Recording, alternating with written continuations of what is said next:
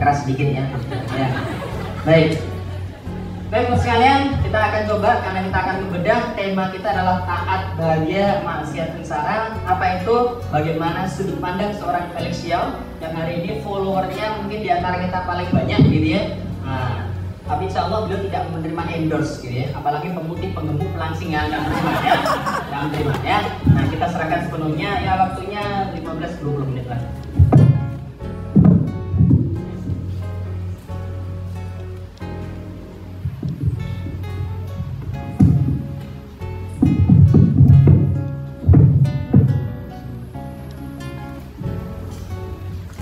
Bismillahirrahmanirrahim. Assalamualaikum warahmatullahi wabarakatuh.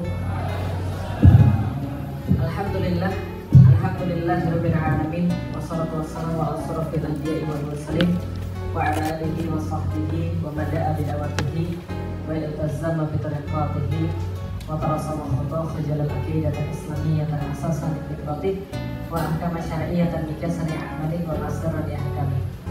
Asyhadu an la ilaha illallah wa asyhadu anna Muhammadan abduhu wa rasuluhu la nabiyya ba'da.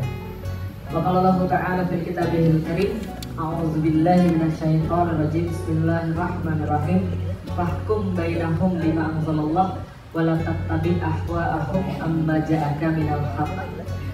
Alhamdulillah, puji dan syukur senantiasa kita panjatkan kepada Allah Subhanahu wa taala atas rahmat dan karunia-Nya. Pada hari ini kita bisa diperjumpakan oleh Allah Subhanahu wa taala. Mungkin di Indonesia kita belum pernah jumpa, belum sempat jumpa, tapi Allah ternyata takdirkan perjumpaan kita di negeri orang. Tapi mudah-mudahan ini tidak mengurangi rasa khidmat kita, dan kita berdoa pada Allah mudah-mudahan perjumpaan ini adalah perjumpaan yang barokah, perjumpaan yang kelak akan menjadi saksi bahwa kita saling berkasih sayang karena Allah Subhanahu wa taala, dan mudah-mudahan kita bisa menempati janji daripada Allah, menghuni surganya, dan mudah-mudahan kita bisa memasuki surga itu bersama-sama. Amin. Salat dan salam semoga tercurah dan terlimpahkan kepada baginda Nabi besar Muhammad sallallahu alaihi wasallam, manusia mulia yang sama-sama kita rindukan perjumpaan dengannya. Kita berharap mudah-mudahan nanti di yaumil kiamat, ketika kita berada dalam kesulitan, ketika manusia-manusia itu berada dalam kebingungan, maka Rasulullah Sallallahu Alaihi Wasallam menyapa kita, mengakui kita sebagai bagian daripada umatnya, dan mudah-mudahan kita dikelompokkan menjadi orang-orang yang berbaris di belakang beliau, dimasukkan ke dalam surganya Allah, lalu kemudian diminumkan daripada telaganya, dan mudah-mudahan sekali lagi kita memasuki surga itu bersama-sama. Amin. Alhamdulillah, puji dan syukur sekali lagi kita senantiasa ucapkan pada Allah. Terima kasih pada hari ini atas kemudian wasilah daripada Pak Eri, kita bisa berjumpa. Kalau Pak Eri dan saya itu sama-sama orang Palembang, jadi karena kita punya ikatan satu sekolah dulu, kita sempat kemudian berinteraksi di grup WhatsApp tadi, sehingga kemudian ketika tim Yuk ngaji ke sini, kita sempatkan untuk main-main ke UIA, dan kita berharap mudah-mudahan salah satu kemudian pertemuan ini bisa menjadi ya apapun lah yang menambah keimanan kita terhadap Allah Subhanahu wa taala. Dan pada hari ini teman-teman sekalian, tema yang mau diberikan sebuah tema yang sederhana sebenarnya, tapi temanya tidak sesederhana yang dituliskan tadi di depan, taat, bahagia, maksiat, sengsara. Sebenarnya ini adalah intisari daripada ajaran Islam, yang kalau andai kan kita tahu dalam kehidupan, kita nggak susah lagi selama-lamanya. Terinspirasi daripada surat Al-Baqarah ayat 38. Fa imma ya'tiyannakum minni huda faman tabi'a hudaya fala khaufun 'alaihim wala hum yahzanun. Kenapa bisa begitu? Gini teman-teman sekalian. Karena hidup itu senantiasa ada dua, dan biasanya nggak ada yang ketiga. Biasanya cuma dua dan nggak ada yang di tengah-tengah. Contoh misalnya atas bawah. Kalau tengah-tengah itu biasanya nggak atas nggak bawah, itu biasanya nggak enak. Contoh lagi, hidup mati. Apalagi kiri kanan, laki-laki wanita, apalagi surga neraka, iman kafir. Dan biasanya kalau ada yang ketiga tuh jangankan di akhirat, di dunianya sudah nggak enak. Betul. Contoh misalnya, laki-laki jelas, wanita jelas. Tengah-tengahnya apa? Bencong, banci. Itu enak nggak kira-kira? Coba lihat, laki-laki enak, nggak bikin bingung. Kalau mati didoakan, doanya apa? Allahumma firlahu. Kalau perempuan mati, doanya Allahumma firlaha. Kalau banci, Allahumma firlahu. maka nggak enak. Tapi kenapa? Jangankan di akhirat, di dunia aja sudah bikin sengsara, sudah bikin susah. Maka kalau misalnya kita memilih, biasanya di antara dua, hidup enak, mati juga enak. Yang tengah-tengah, setengah mati itu nggak enak. Paham ya? Jadi kalau misalnya kita dalam hidup itu cuma ada dua pilihan. Pertanyaan saya, kalau cuma dua pilihan, mau pilih mana? Iman atau kafir? Iman. Surga atau neraka? Surga. Pahala atau siksa? Pahala atau siksa? Pahala. Bahagia atau sengsara? Bahagia. Yakin mau milih bahagia? Bahagia. Yang mau milih bahagia angkat tangan. Benar yakin? Pertanyaan saya, semua yang mau bahagia dapat atau tidak? Coba lihat. Bahagia itu ternyata sangat berkaitan dengan tujuan dan makna. Itu salah satunya. Contoh misalnya, siapa di sini yang suka minum kopi? Angkat tangan. Yang suka minum kopi, yang suka ngopi. Nah, pertanyaan kedua, siapa yang ngopinya masih pakai gula? Nah, berarti newbie. Nah, ya. Kenapa? Karena kalau kopi pakai gula itu pasti newbie. Kalau kata teman saya begini, kalau kopi dikasih gula, itu kalau arang, tahu arang? Teman-teman kemudian aduk lalu dikasih gula, itu sama kayak kopi dikasih gula. Gak ada beda sama sekali karena rasanya gula semua. Saya pernah ngajak teman saya ini di depan saya ini, dia pertama kali ngopi, saya ajak kopinya serius. Karena kopinya diseduh, langsung kemudian dari biji kopinya digiling, setelah digiling kita seduh. Ketika saya seduh kemudian dikasih kepada dia langsung bilang begini, kopi apaan ini? Cuma isinya pahit semuanya. Nah karena dia nggak ngerti, lalu saya bilang, oke, bagi dia awalnya memaknai kopi itu apa maknanya? Pahit semuanya nggak jelas. Kenapa? Karena dia belum tahu tujuan, karena dia belum tahu makna kopi itu sendiri, nilai kopi itu sendiri. Coba lihat, akhirnya saya ceritain pada dia. Kopi itu ada dua jenis yang besar, ada Robusta, ada Arabica. Kalau Arabica itu biasanya lebih mahal daripada Robusta. Kenapa? Karena rasanya lebih kompleks, rasanya lebih enak, wanginya, aromanya lebih menggoda. Gimana kemudian perbedaan yang lain? Saya jelasin yang lain. Dari segi tingginya, dari segi kemudian karakteristik dan sebagainya. Nah, yang baru kamu makan tadi itu bukan sembarang Arabica. Arabica itu bisa jadi 10 kali lipat harganya daripada Robusta. Dan Arabica yang barusan kamu makan itu Panama Geisha. Panama Geisha yang baru kamu makan itu lotnya cuma ada di Panama. Dan setahun sekali dia penghasilannya cuma 300 kilo disebar ke seluruh dunia, diperebutkan barista-barista di dunia untuk dijadikan kopi untuk lomba-lomba kopi. Lalu kemudian saya bilang ini 300 gram itu harganya cuma sekitar 1 juta saja. Mendadak setelah saya ceritain kurang daripada setengah jam dia langsung bilang ini kopi terenak yang pernah saya minum. Mahal saya. Apa bedanya antara kopi terenak dengan kopi yang cuma isi pahit doang? Bedanya adalah cerita, bisa dipahami teman sekalian. Kalau kita punya makna, kita punya tujuan, mendadak berubahlah segala sesuatu yang kita rasakan. Contoh, pernah kejebak macet berapa lama? Antum pernah kejebak macet berapa lama? Yang paling lama dalam hidup antum pernah kejebak macet berapa lama? Berapa jam? 11 jam. Sehari. Brexit. Pas Brexit kena berapa jam? Ada yang 2 hari, ada yang 1,5 hari. Yang paling parah saya pas pulang kampung itu di Pantura 9 jam di Comal. 9 jam itu setengah mati. Tidur, bangun di situ-situ aja. Lalu udah ngelihat di depan truk sudah kemudian gelap tikar, nah itu alamat buruk, paham sekalian. Jadi kalau truk di depan Anda itu sudah gelap tikar itu berarti sampai 9 kilo di depan udah macet, luar biasa. 9 jam macet, lalu kemudian kita bangun di situ, kita boleh makan di situ segala macam. Gak ada orang senang yang namanya macet. Traffic jam gak ada orang senang. Di Jakarta traffic jam itu sangat padat sekali. Bayangkan teman sekalian, saya kalau mau ngisi setiap hari pas zuhur di kantoran, saya harus pergi jam 10 dari rumah. Jam 10 pergi dari rumah sampai jam 12 itu pun kadang-kadang telat, lalu balik lagi ke rumah 2 jam. Kalau nggak ada halangan-halangan yang baru, itu 4 jam bolak-balik teman-teman sekalian. Kalau hujan, kalau weekend itu bisa tamat 6 jam sampai 7 jam bolak-balik setiap hari ngisi teman-teman sekalian. Kira-kira ada nggak orang Indonesia yang senang dengan traffic jam? Ada nggak manusia di dunia yang senang dengan terjebak macet? Enggak. Ada yang mau terjebak macet? Nggak ada. Tapi saya bisa buat teman-teman sekalian senang terjebak macet. Pertanyaannya saya ganti, tujuannya saya ganti, maknanya saya ganti. Coba lihat. Mau nggak teman-teman sekalian terjebak macet tapi pas musim haji di Mekah? Mau atau tidak? Mau. Kenapa mau? Ada perbedaan nilai di sana, ada perbedaan tujuan di sana. Dengan kata lain teman-teman sekalian, kalau ada orang dia miss dengan tujuan ini, maka hidupnya itu jadi hopeless. Hidupnya nggak bakal ketemu dengan bahagia. Hidupnya nggak akan mungkin pernah merasa bahagia, sehebat apapun yang dia rasakan. Pertanyaan saya, mau bahagia atau tidak? Coba lihat, banyak orang mau bahagia, tapi semuanya nggak dapat. Kenapa? Kesalahan terbesar manusia adalah ketika dia mengartikan bahagia sama dengan materi. Sekali lagi, bahagia sama dengan materi. Ini kesalahan terbesar. Karena kalau dia sudah mulai mengartikan bahagia sama dengan materi, maka dia cari pada sesuatu yang gak akan pernah dia dapat bahagianya di sana. Contoh misalnya, teman-teman sekalian, kira-kira kalau orang duitnya lebih banyak lebih bahagia atau tidak? Duitnya lebih banyak lebih bahagia atau tidak? Andaikan orang kaya lebih bahagia daripada orang miskin, gak pernah ada cerita orang kaya bunuh diri. Betul begitu? Tapi ada nggak orang kaya bunuh diri? Ada. Berarti kaya belum tentu bahagia. Cuman orang-orang yang belum kaya atau orang-orang yang masih miskin itu ngelihat tambah duit tambah bahagia. Teman-teman sekalian, biasanya yang belum kaya pengen jadi kaya karena dia rasa kaya itu bahagia. Padahal belum tentu. Orang kaya sama orang miskin kenikmatannya sama. Contoh, ada orang punya rumah selapangan golf. Apakah tidurnya guling-guling sampai selapangan golf gitu? Enggak kan ya? Tidurnya pasti cuma 2 meter aja. Enggak akan guling-guling sampai sebanyak itu. Ada orang punya mobil 5 atau 6 biji mobil. Yang dinikmati berapa mobilnya? Kalian cuma satu saja di waktu yang sama. Artinya kenikmatan itu tetap. Dan kalau orang merasa bahwa kaya itu bahagia, dia salah. Lah kenapa? Karena yang fana itu tidak pernah ngasih bahagia. Oke, coba lihat. Bahagia itu menurut teman-teman, kalau teman-teman mau bahagia, kira-kira definisikan bahagia itu kira-kira gimana? Kalau lagi ngapain? Misalnya, kalau lagi ngapain? Dapat duit. Dapat duit senang atau bahagia? Senang atau bahagia? Senang sama bahagia sama atau beda? Beda atau sama?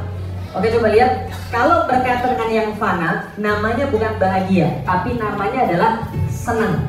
Dan yang namanya berkaitan dengan fana atau berkaitan dengan dunia, yang namanya senang itu ada 2 karakteristik. Satu, ada batasnya. Yang kedua, semakin dinikmati, semakin hilang kemudian kenikmatannya. Contoh, bayangkan, lagi pas bulan puasa, lapar banget. Tiba-tiba teman-teman pas buka puasa ditraktir yang teman-teman paling suka. Misalnya contoh, ditraktir makan bakso gratis. Senang atau enggak? Oh, itu pas makan rasanya Masya Allah, ya Allah, udah kayak Sidratul Muntaha gitu masuk internet.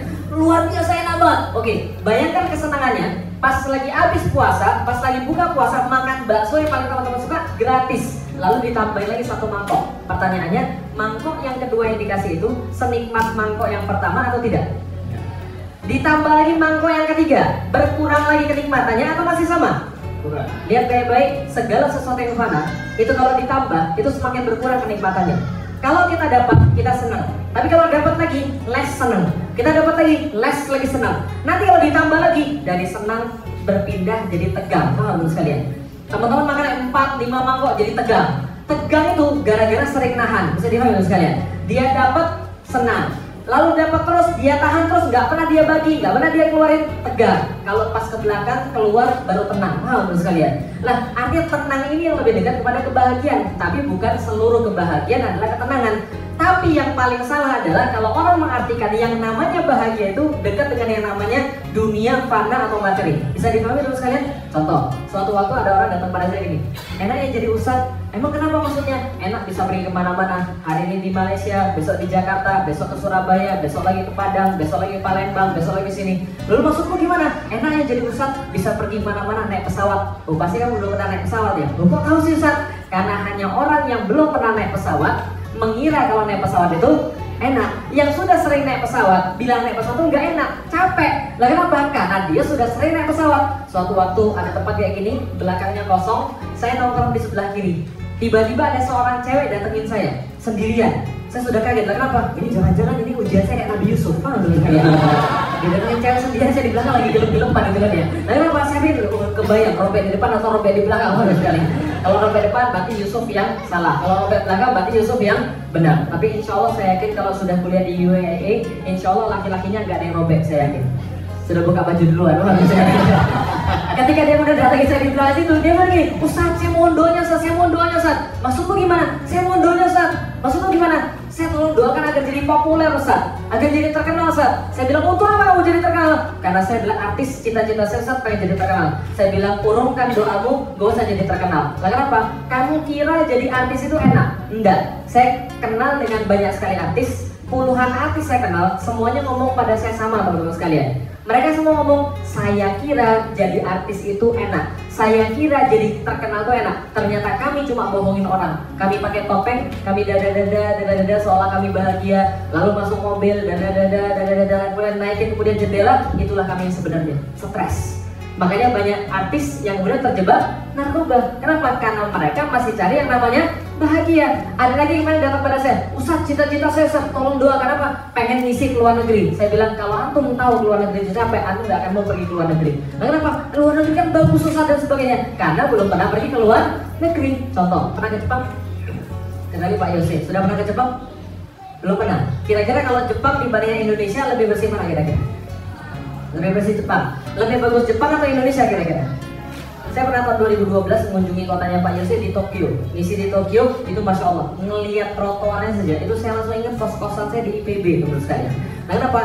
Itu kos-kosan saya di IPB sama trotoarnya masih bersih trotoarnya teman sekalian. Itu bersihnya luar biasa, semua teratur, kereta 30 detik lagi datang, benar-benar 30 detik lagi datang, nggak main PHP teman sekalian, pemberi harapan palsu. Nggak ada kereta-kereta kemudian yang jelek di sana, semuanya bagus, semuanya indah. Pertanyaannya, mereka bahagia atau tidak? Penghasilannya banyak, kreativitasnya tinggi, bahagia atau tidak? Enggak. Berapa bunuh diri di sana Pak Yose sehari? Masih ingat? 68 sampai 80-an. Saya dapat datanya 68 orang bunuh diri setiap hari, bayangkan. Jadi setiap sejam sekali ada 2,5 sampai 3 orang bunuh diri setiap hari teman sekalian. Di situ kereta-kereta kalau pas lagi promosi, naiklah kereta kami. Kenapa? Kalau ada yang bunuh diri pada hari ini, kami bisa membersihkan 3 kali lebih cepat daripada kereta lain, teman sekalian. Ini promosi mereka. Kenapa mereka sering bunuh diri? Banyak perkara. Mereka dapat nilai kecil, bunuh diri. Dibully, bunuh diri. Putus pacaran, bunuh diri. Lihat sinetron, ujungnya gak suka, bunuh diri. Teman sekalian. Ini kejadian pada mereka begitu. Ada mereka gak bahagia sama sekali, teman sekalian. Walaupun ternyata kita kira mereka bahagia, maka banyak orang yang cari kebahagiaan di tempat yang salah. Padahal nggak pernah mereka akan dapat kebahagiaan di sana. Kenapa? Karena semua yang namanya fana. Ciri yang pertama pasti ada batasnya. Ciri yang kedua makin ditambah makin hilang. Kalau makin ditambah makin hilang saya sudah jelasin. Oke, sekarang saya jelasin yang pertama. Tapi agak saru, tapi nggak ada masalah. Contoh, pasti ada batasnya. Siapa yang belum nikah? Siapa yang jomblo katakan? Kelihatan wajah Anda ya, wajah penuh derita ya. Nembak 5 kali ditolak 7 kali gitu kan. Oke, teman sekalian, pertanyaan saya sederhana. Hal yang paling bisa Anda bayangkan, yang paling indah yang Anda cari setelah Anda nikah, bisa kebayang kira-kira? Yang paling Anda bisa bayangkan, yang mau Anda lakukan, yang paling indah, yang paling keren Anda bayangkan setelah nikah, itu kalau misalnya terjadi sudah nikah, itu ada batasnya, betul begitu? Ada batasnya? Ada. Berapa kuat Anda? Berapa menit Anda kuat? Gak mungkin 1 jam, 2 jam. Sekali. Pasti ada batasnya. Itulah dunia. Dunia itu ada batasnya. Semakin lama dinikmati, semakin hilang. Artinya apa? Kullu man 'alaiha fan. Segala sesuatu di dunia itu fana. Pasti akan binasa, pasti akan hilang. Kalau Anda cari kebahagiaan di sini, mohon maaf, Anda nggak akan pernah dapat. Nah, kenapa bisa begitu? Karena semua orang sudah cari di tempat yang sama dan mereka nggak akan pernah dapat. Kalau itu kebahagiaan ada di mana? Catat baik-baik, kebahagiaan ada pada taat. Nah, itu yang mau kita jabarkan pada hari ini. Kebahagiaan ada pada taat. Contoh misalnya, pas Anda pergi ke pernikahan orang, ada kemudian undangannya di situ. Ayat apa yang paling sering disitir ketika menggambarkan orang menikah? Di dalam surat undangan itu loh. Surat Ar-Rum ayat 21. Wa min ayatihi an khalaqalakum min anfusikum azwajan litaskunu ilaiha. Litaskunu ilaiha artinya adalah sakinah. Pertanyaannya, sakinah itu apa sih? Kan ada ucapan orang, sakinah ya, sakinah ya, sakinah ya, bahagia ya, bahagia ya. Sakinah itu apa sih kira-kira? Bahagia. Pertanyaannya, sakinah itu dari mana asal katanya? Sakana. Sakana, sakinah, asal kata sakana, dan kata yang sama itu dipergunakan dalam dalam pelajaran tajwid. Pernah kata sukun, pernah tahu sukun? Apa artinya sukun? Coba lihat, kita memaknai kebahagiaan, sakinah dalam pernikahan dari kata sukun. Sukun artinya mati. Selain mati, diam. Selain diam, berhenti. Kalau mati itu agak serem. Kalau mati itu wafat teman sekalian. Nah, ini berhenti atau diam. Contoh, kitabun. Kalau ada sukunnya di sana bahasanya jadi kitab, berhenti, diam. Jelas sampai di sini? Berarti sukun arti dalam bahasa Indonesia adalah berhenti atau diam. Oke lah, mati artinya nggak dibaca lagi setelah itu. Teman-teman sekalian, sukun artinya diam. Dalam bahasa Arab yang lain, kata-kata sakana itu digunakan untuk maskanah. Maskanah artinya rumah, kediaman. Masakin adalah rumah kediaman. Artinya adalah tempat orang berdiam di situ atau namanya rumah. Apa persamaan antara sukun sama maskanah? Rumah sama sukun tadi, apa kira-kira persamaannya? Sama, ada kata-kata diam, menetap, kediaman dan diam. Pertanyaannya, pernah nginep di hotel bintang 5? Pernah nginep di hotel bintang 5? Oh belum. Lihat hotel bintang 5 sudah? Sudah. Kira-kira kalau nginep di sana senang atau tidak? Senang. Hari pertama. Hari kedua Anda nginep di hotel bintang 5, kesenangannya sama kayak hari pertama atau tidak? Berkurang. Hari ketiga kira-kira gimana? Oke, pertanyaan saya, kalau hotel itu yang fana, setiap kemudian datang berkurang, pertanyaan saya, kalau Anda di rumah, pernah merasa kayak gitu atau tidak? Pernah merasa bosan pulang ke rumah?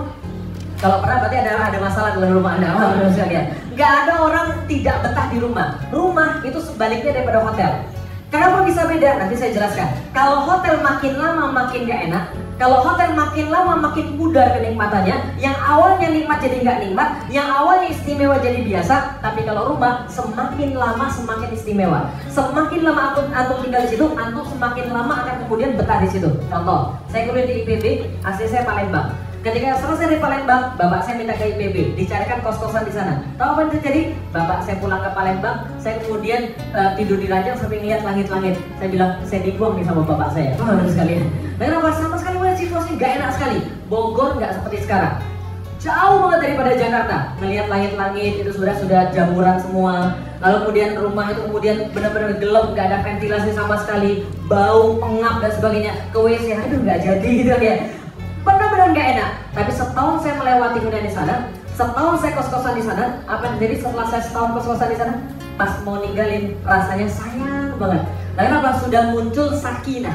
Makanya namanya kediaman itu namanya maskanah. Makanya ketika sudah ada maskanah, antum dicabut yang namanya sholat-sholat yang bisa dijamak, bisa dikosor. Kenapa? Karena antum sudah merasa tenang di situ, sakinah di situ. Bisa dipahami sekalian. Artinya sakinah adalah antum sudah diem, sudah stabil, sudah bahagia. Maka saat kita mengucapkan sakinah ya, berarti orang yang sudah nikah itu dikaruniai Allah kestabilan, kemantapan, kediaman, ajeg. Bisa dibayangkan sekalian. Kalau orang Jawa ajeg, dia diem. Bahasa Jawanya mapan. Bahasa Indonesianya juga mapan. Tahu mapan? Mapan dalam bahasa Jawa artinya menjadi papan. Pernah lihat papan? Papan itu kalau ditaruh apakah berdiri atau duduk? Berdiri atau diam? Kenapa namanya mapan? Karena kayak gitu aja, mapan. Maka laki-laki yang mapan itu adalah hasil kalau pernikahannya sakinah. Maka kalau perempuan-perempuan yang mau nyari jodoh, Ustadz saya mau nyari jodoh yang mapan. Gak ada jomblo mapan, harus sekalian. Jomblo itu semuanya begini, harus sekalian. Nah ini gak mapan. Ini semuanya baper, harus sekalian. Nah kenapa? Karena dia gak pernah mapan. Karena dia belum sakinah. Sakinah itu yang sudah mapan yang diberikan oleh Allah. Artinya adalah apa? Kebahagiaan adalah sesuatu yang datang daripada Allah Subhanahu Wa Taala kepada hambanya. Maka di dalam Al-Quran Allah kata Alladzi anzala sakinatan fi qulubil mu'minin. Satu-satunya yang bisa buat Anda bahagia adalah Allah Subhanahu Wa Ta'ala. Maka kalau Anda nggak dekat sama Allah, Anda mustahil bisa dapat yang namanya bahagia. Walaupun Anda punya segala macam di dunia ini. Orang kaya bisa bunuh diri. Orang yang sudah main cewek lama, cewek semuanya mau sama dia, tiba-tiba merasa hampa. Main game terus-menerus, hampa. Punya segala-galanya, merasa nggak berarti. Karena dia nggak ada kebahagiaan. Karena dia nggak dapat yang namanya sakinah tadi. Nah ini yang nggak mau kemudian oleh manusia untuk balik pada Allah. Dia nggak mau nyari sakinah pada Allah. Karena itulah dia nyari pada yang lain. Dan dia salah ketika dia nyari pada yang lain. Bisa dipahami sekalian? Contoh, taat pasti bahagia, maksiat pasti sengsara. Jomblo apa tadi? Jomblo? Mau saya kasih tahu rahasia biar dapat jodoh yang baik? Mau? Yakin? Serius? Oke, yang cewek dulu, yang cowok diam. Saya mau tanya cewek. Yang cewek saya mau nanya. Yang mau dapat cowok yang gini tanya. Mau dapat cowok yang soleh atau yang salah? Mau yang taat atau yang bejat? Mau yang baik atau yang jahat? Yang setia mau? Yang selingkuh mau? Oke, pertanyaan saya sederhana. Cowok banyak yang selingkuh atau banyak gak selingkuh? Dia jangan banyak komentar. Saya mau nanya, berapa persen cowok selingkuh kira-kira? Ya Allah ya. Buka harganya udah 99%. Kelakuan Anda itu tidak terpercaya berarti.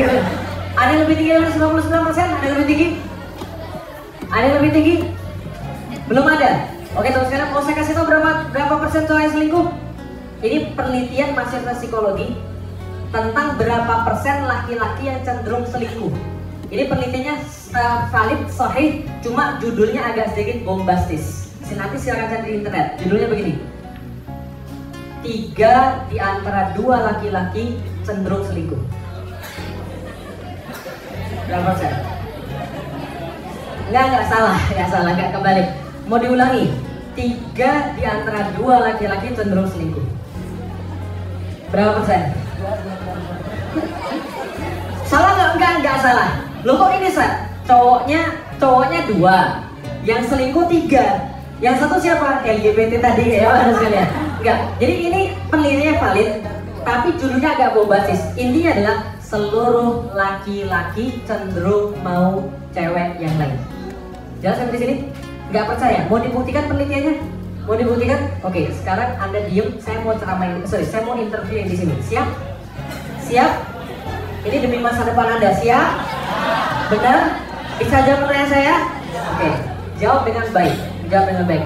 Jangan ngomong dulu, perhatian ini demi masa depan Anda juga ya. Perhatian ya. Oke. Sebutkan alasan Anda tidak selingkuh. Sebutkan alasan Anda tidak mau selingkuh. Tapi jawabannya, perhatikan, tidak boleh karena Allah, tidak boleh. Jelas? Cari jawaban yang lain. Oke, sebutkan alasan Anda tidak selingkuh, tapi jawabannya tidak boleh karena Allah. Oke, coba. Ada nggak yang bisa jawab? Gimana Mas? Sudah mapan. Yang selingkuh ada yang sudah mapan atau belum? Justru sudah mapan yang lebih mudah selingkuh. Ada jawaban yang lain? Batal. Ada jawaban yang lain?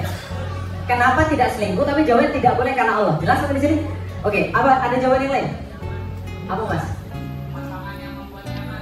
Oke. Pertanyaan saya. Itu yang selingkuh ngomong sayang sama pasangan atau tidak? Salah Mas, batil Mas. Oke, yang lain Mas. Ada yang lain? Gimana Mas? Cantik, bagus. Itu bagus banget, cantik. Pertanyaan sederhana. Itu yang artis-artis cantik atau tidak? Perawatannya Anda sama artis-artis lebih bagus mana perawatannya? Artis-artis. Tapi diselingkuh atau tidak? Oke, coba lihat baik-baik. Saya kasih tahu teman sekalian, laki-laki itu orangnya by target. Jelas ya? Laki-laki itu orangnya by target. Gak seperti wanita. Wanita tuh nggak pernah by target. Jadi jangan mentarget wanita. Paham ya? Tapi kalau laki-laki Anda mau nyuruh dia harus jelas targetnya.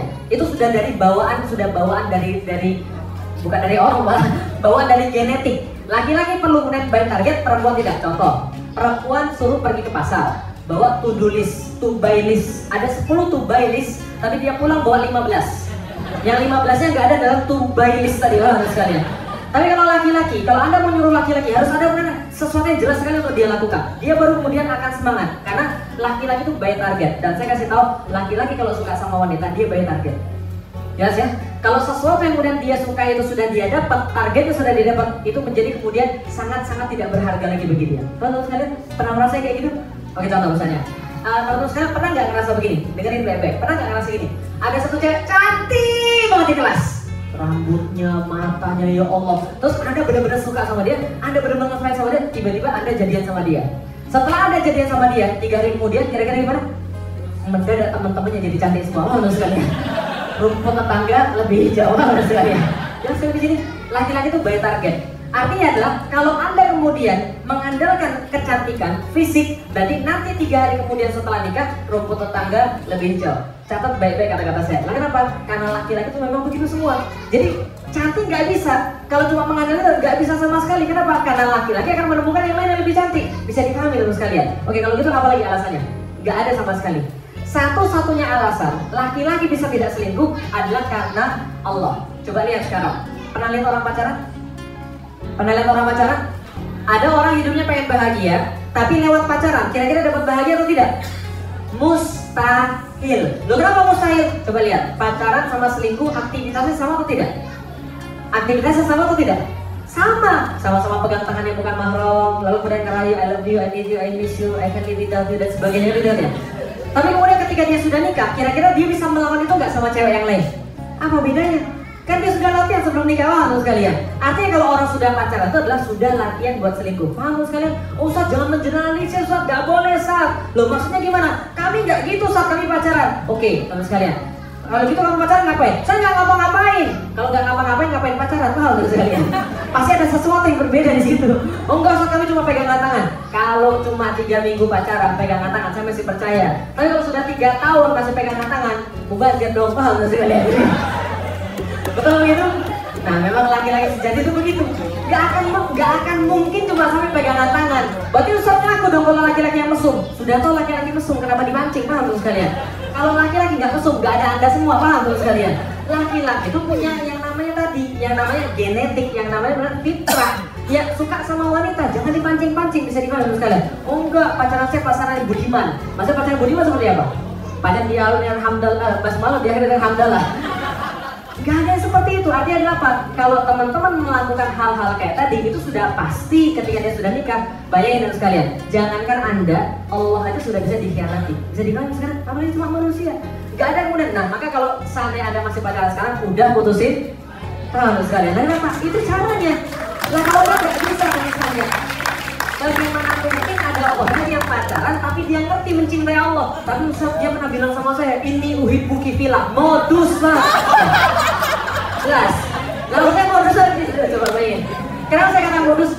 Kata-kata ini uhibbuki fillah atau ini uhibbuka fillah itu adalah menaruh Allah sebelum segala-galanya. Anda bilang Anda mencintai seorang wanita karena Allah, artinya Anda sudah mencintai Allah lebih dulu, lebih banyak, lebih besar di antara yang lainnya. Baru Anda bisa mencintai manusia lebih besar, baru Anda bisa mencintai manusia sesuai dengan apa yang Allah gariskan. Bisa dipahami sekalian? Taat pasti bahagia, maksiat pasti sengsara. Pacaran maksiat atau taat? Maksiat atau taat?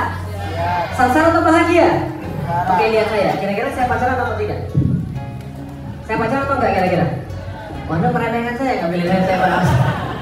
Saya pacaran tapi pas belum masuk Islam. Setelah saya masuk Islam, saya bilang sama pacar saya kita putus. Tapi tentu dengan perjuangan berat. Nah, kenapa?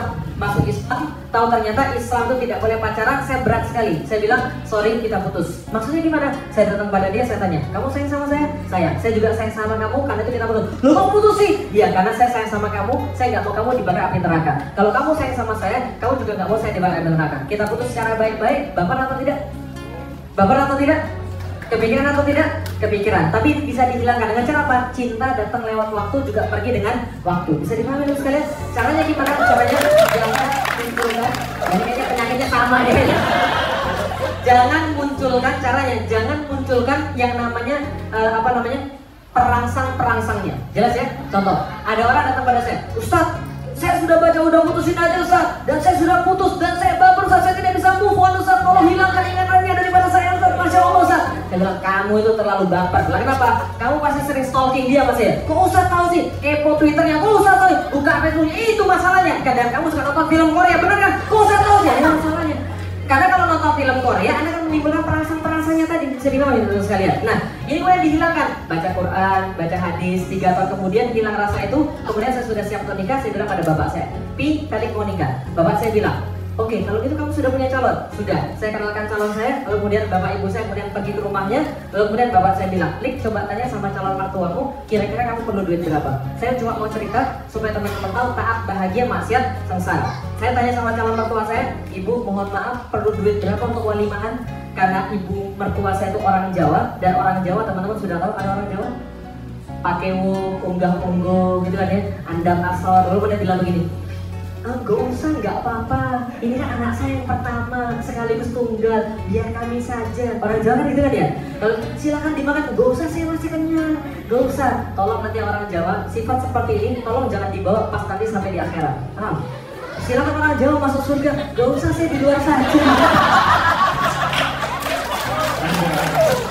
Lalu kemudian saya bilang ini, tapi mohon maaf Pi, ini ibunya nggak mau jawab. Lalu kemudian bapak saya bilang, ya sudah kasih aja 5 juta. Saya kasih 5 juta pada calon mertua saya. Lalu kemudian saya bilang ini dari bapak saya untuk walimahan, bantu-bantu. Setelah itu singkat cerita kita menikah. Setelah kita menikah, kira-kira menurut teman-teman sekalian ada ujian atau tidak? Catat baik-baik, kalau Anda sudah memutuskan untuk hijrah, mau taat kepada Allah, Anda akan dapat ujian. Karena kalau Anda tidak mau taat pada Allah pun, Anda tetap dapat ujian. Pilih mana? Jahat diuji atau baik diuji? Jahat mati, baik mati. Pilih mana? Jelas sampai di sini? Maka karena saya orang baik, saya diuji. Bagaimana ujiannya? Masya Allah, nikah karena Allah, gak pengen maksiat, duit tabungan saya 1,5 juta. Yang lain yang bayarin bapak saya semua. Bapak saya modelin 3,5 juta plus 5 juta tadi untuk walimahan, 3,5 juta untuk beli mas kawin. Gak punya harga diri banget kan ya, mas kawinnya dibeliin bapak saya, tapi gak ada masalah. Yang penting saya syar'i, yang penting saya nggak mau kemudian maksiat. 3,5 juta saya beliin gelang, saya beliin cincin.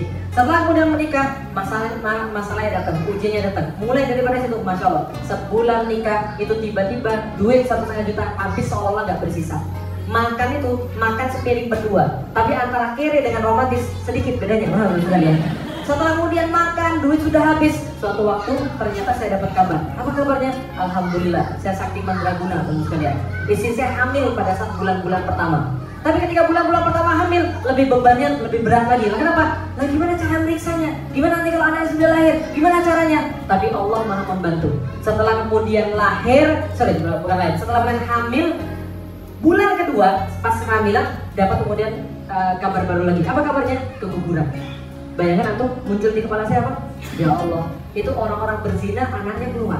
Kenapa saya mau tak semua anak saya kemudian malah diambil? Ini adalah anak yang kita harapkan. Nanti ini bisa memperbaiki hubungan bapak dan ibu saya yang waktu itu kemudian gak suka sama saya. Ini anak kenapa diambil? Istighfar, astagfirullahaladzim. Lik, untuk apa sih kamu punya anak?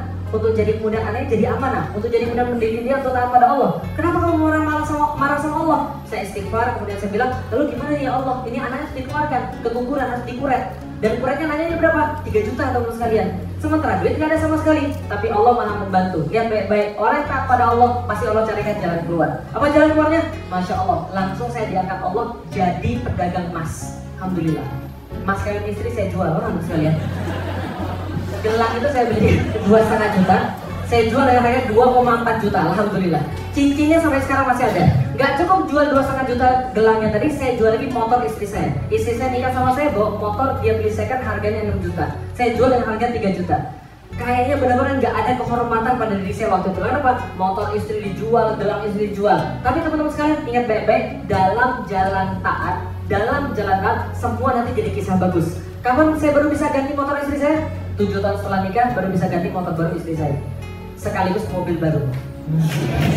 Tapi bukan masalahnya, bukan dunia, sorry ya, bukan dunia. Setelah punya mobil baru, kalau punya bisa ganti motor baru, saya bilang sama istri saya, Dik, malam ini kita mau makan di mana? Sudah jadi gitu. Dia bilang, terserah Dik, kita mau makan di mana. Oke, kalau itu mau naik mobil atau mau naik mobil merah atau mau naik mobil hitam? Mobil merah punya sendiri, mobil hitam pinjaman, harus sekalian. Oh, nggak usah naik mobil Pi, kita naik motor aja, kan lebih romantis, harus sekalian.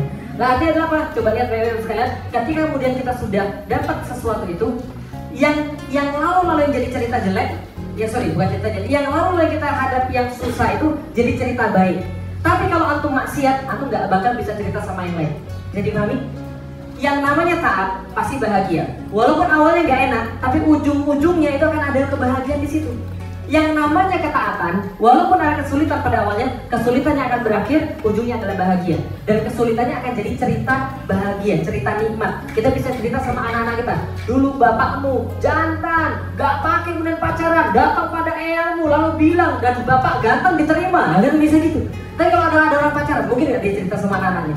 Tahu gak nak, dulu bapak pas pacaran tuh gini caranya, bapak telepon ke rumahnya, kalau yang angkat bapaknya langsung kemudian bapak tutup. Ketika dia yang langsung angkat, saya tanya, bapakmu ada di rumah nggak? Bapaknya bilang, oh dia bilang, bapakmu nggak ada di rumah. Langsung dia jalan sana. Dan tahu apa yang bapak lakukan di sana? Bapak pegang tangannya ibu. Kemudian bapak pegang-pegang yang lain. Oh, bagus sekali ya. Kira-kira bakal diceritain atau tidak? Nggak bakal diceritain. Kenapa? Karena lagi maksiat. Taat, bahagia, maksiat, sengsara. Kalau Anda sekarang maksiat, Anda lagi ngambil jalan menuju kesengsaraan. Kalau Anda mau taat, Anda lagi ngambil jalan menuju kebahagiaan walaupun Anda sekarang belum melihat itu. Tapi Allah sudah janji, taat pasti bahagia, maksiat pasti sengsara. Assalamualaikum warahmatullahi wabarakatuh. Waalaikumsalam. Ya. Jadi tahu ya, background beliau jual emas ya, tahu ya. Emasnya dijual, motor istri dijual. Kalau saya jadi istri, saya bilang suatu macam apa seperti itu. Ya. Baik, luar biasa, tepuk tangan sekali lagi untuk Ustaz Felix ya. Ada 2 kalimat yang hari ini ya bisa kita bawa pulang ya. Yaitu yang pertama, taat, bahagia, maksiat, sengsara. Artinya tidak mungkin orang yang taat itu akan sengsara, nggak mungkin. Atau orang yang maksiat akan bahagia, nggak mungkin. tidak mungkin pula menggabungkan antara maksiat dengan taat, nggak mungkin. Nah, talbisul haq bil batil tuh dia nggak bisa. Jadi tadi sampaikan tidak ada istilahnya pacaran Islami, nggak ada. Pacaran Islami, pacaran syariah itu nggak ada. Pacarannya bukan malam minggu tapi malam Jumat. Yang panggilannya bukan bebek ai tapi ukhti akhi. Tolong yang benar makhraj. Oh ya, ukhti akhi. Udah ke pas berdua-duaan, dan yang cowoknya bilang, ukhti, iya akhi. Mari kita awali pacaran kita hari ini dengan baca umur kita Al-Fatihah.